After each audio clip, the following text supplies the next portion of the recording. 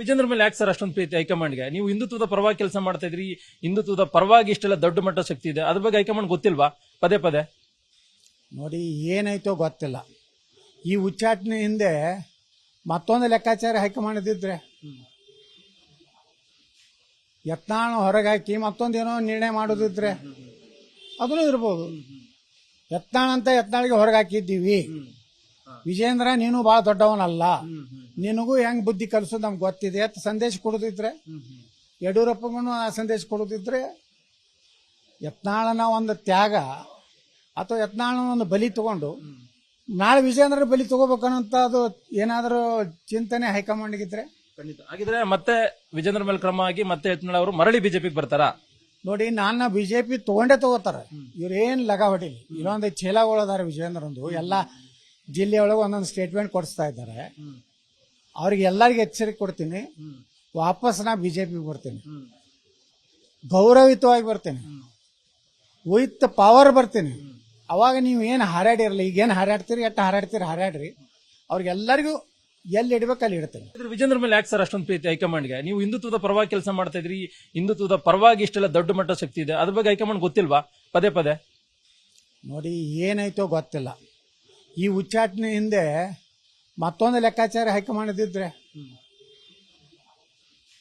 ಯತ್ನಾಳ್ ಹೊರಗೆ ಹಾಕಿ ಮತ್ತೊಂದೇನೋ ನಿರ್ಣಯ ಮಾಡೋದಿದ್ರೆ ಅದನ್ನು ಇರ್ಬೋದು.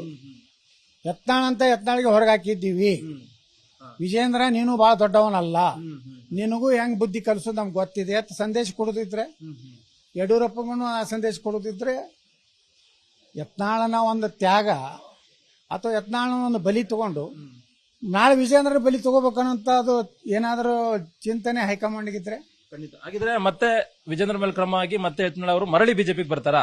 ನೋಡಿ, ನನ್ನ ಬಿಜೆಪಿ ತಗೊಂಡೇ ತಗೋತಾರ. ಇವ್ರೇನ್ ಲಗ ಹೊಡಿಲಿ. ಇನ್ನೊಂದು ಚೀಲಗಳದಾರ ವಿಜೇಂದ್ರಂದು, ಎಲ್ಲ ಜಿಲ್ಲೆಯೊಳಗೆ ಒಂದೊಂದು ಸ್ಟೇಟ್ಮೆಂಟ್ ಕೊಡಿಸ್ತಾ ಇದ್ದಾರೆ.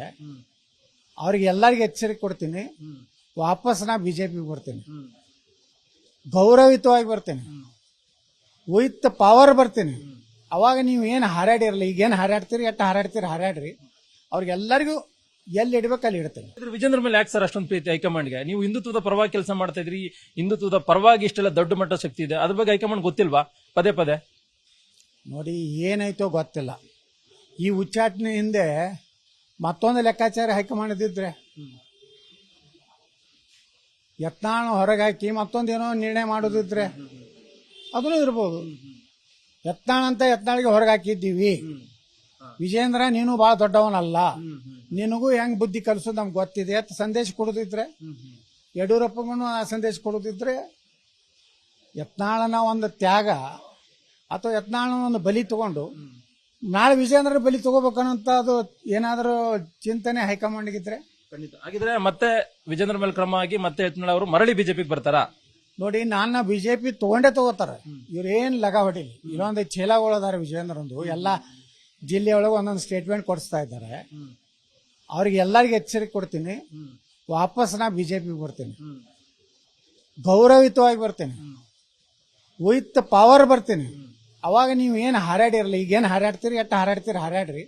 ಅವ್ರಿಗೆಲ್ಲರಿಗೂ ಎಲ್ಲಿ ಇಡ್ಬೇಕು ಅಲ್ಲಿ ಇಡ್ತೇನೆ. ಕನ್ನಡಿಗರ ಮೆಚ್ಚಿನ ನಿಮ್ಮ ನ್ಯೂಸ್ 18 ಕನ್ನಡ ಈಗ ವಾಟ್ಸ್ಆಪ್ನಲ್ಲಿಯೂ ಲಭ್ಯ. ಕರ್ನಾಟಕ ಮತ್ತು ದೇಶ ವಿದೇಶದ 360 ಡಿಗ್ರಿ ಸುದ್ದಿ ವಿವರವನ್ನ ನೀವು ನಿಮ್ಮ ಕೈ ಬೆರಳುಗಳಲ್ಲಿಯೇ ಪಡೆಯೋದಿಕ್ಕೆ ಈ QR ಕೋಡ್ ಅನ್ನ ಸ್ಕ್ಯಾನ್ ಮಾಡಿ. ನಮ್ಮ ಚಾನೆಲ್ ಅನ್ನ ಫಾಲೋ ಮಾಡಿ, ನೋಟಿಫಿಕೇಶನ್ ಆನ್ ಮಾಡಿ.